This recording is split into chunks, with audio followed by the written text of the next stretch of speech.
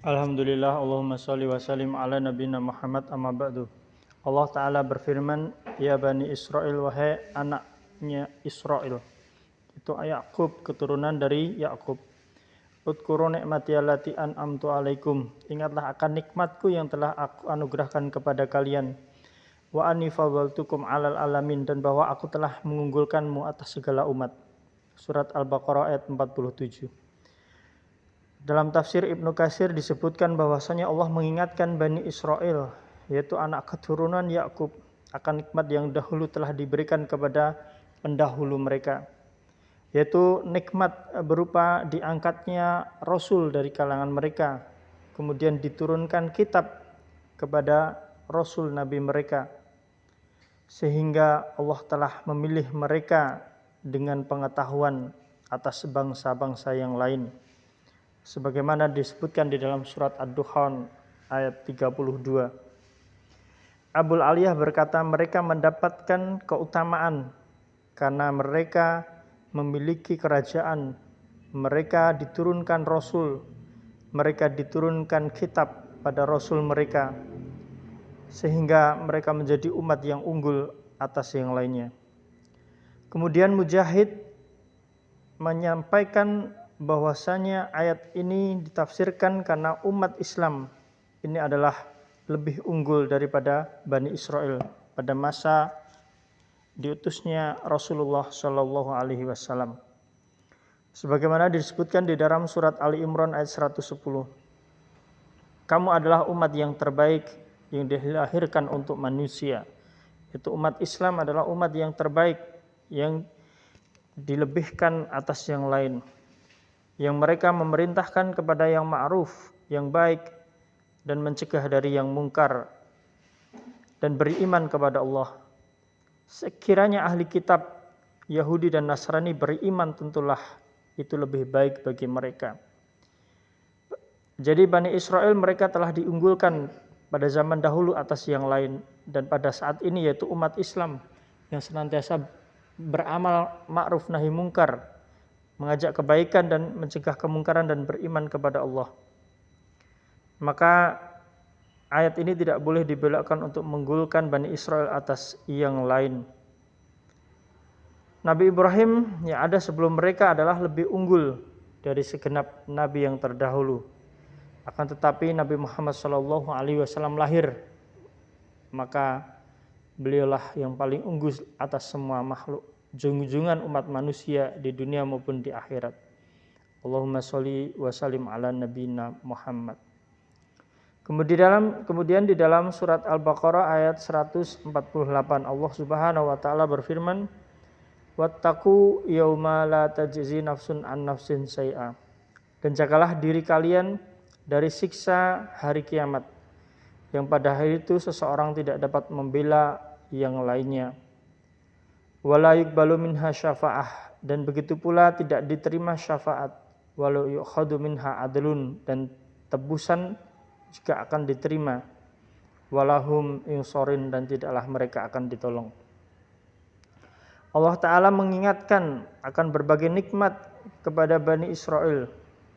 Peringatan itu disambung dengan ancaman tentang kemurkaan dan siksa yang menimpa Bani Israel yang mereka tidak mau taat kepada Al-Quran. Allah berfirman, dan jagalah diri kalian dari azab suatu hari, yaitu hari kiamat. Pada waktu itu tidak ada seorang yang dapat menolong yang lainnya walau sedikit pun. Seorang tidak dapat mengandalkan orang lain. Penggalan ini sebagaimana firman Allah di dalam Luqman 33. Wahai manusia, bertakwalah kepada Tuhanmu dan takutlah suatu hari yang pada hari itu seorang bapak tidak dapat menolong anaknya dan seorang anak pun tidak dapat menolong bapaknya sedikit pun. Ini merupakan kondisi yang sulit. Tiap anak dan bapak tidak dapat saling membantu sedikit pun dan tidak akan diterima syafaat. Kaum kafir mereka tidak akan mendapatkan pertolongan, maka tidaklah berguna bagi mereka syafaat para pemberi syafaat.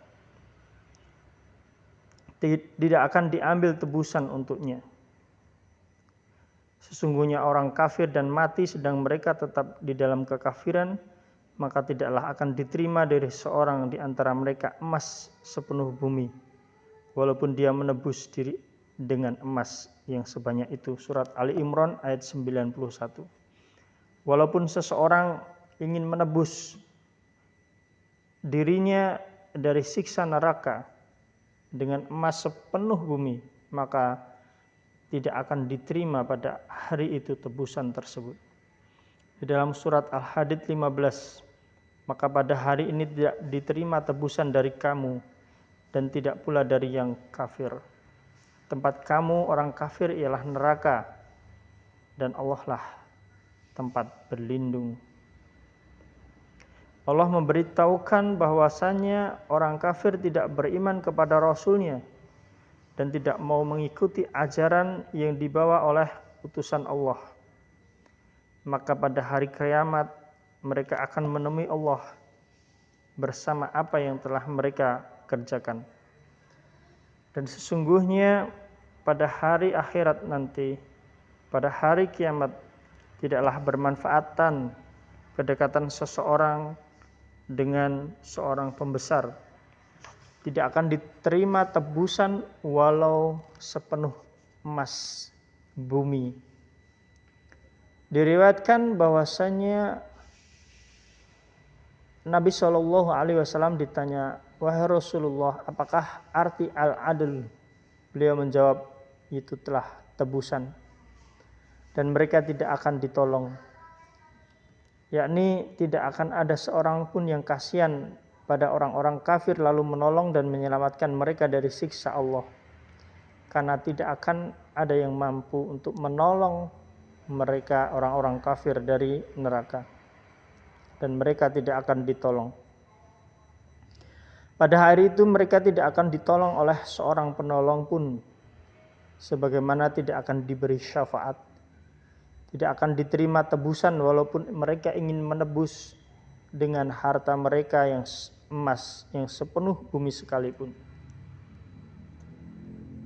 Pada hari itu rasa saling cinta di antara orang kafir itu telah batal.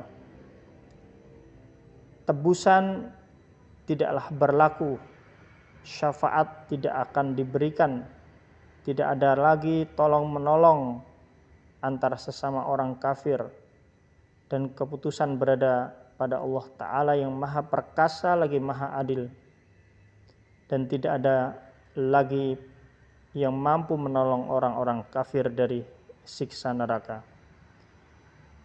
Keburukan dibalas dengan keburukan yang setimpal, kekafiran mereka dibalas dengan neraka, dan kebaikan dibalas dengan kebaikan yang setimpal dan berlipat ganda.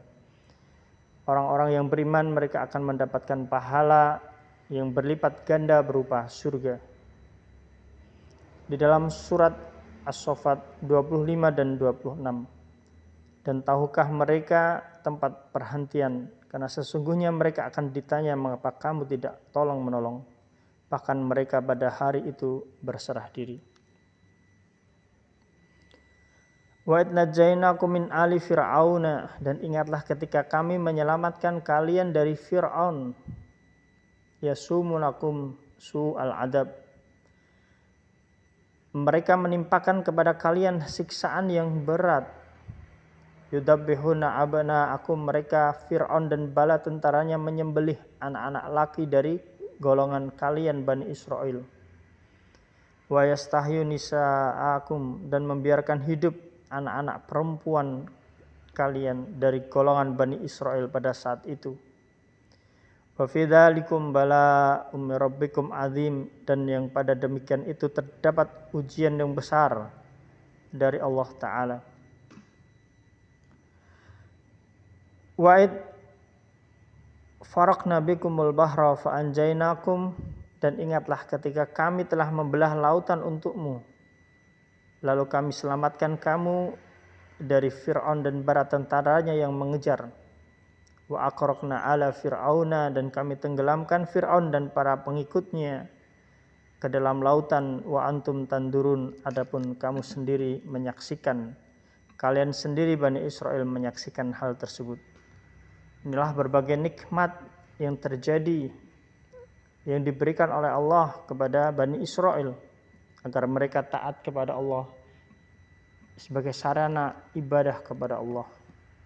Akan tetapi banyak Bani Israel yang tetap tidak mau tunduk kepada Allah, tidak mau mengikuti Rasulullah Muhammad SAW, tidak mau mengikuti Al-Quran.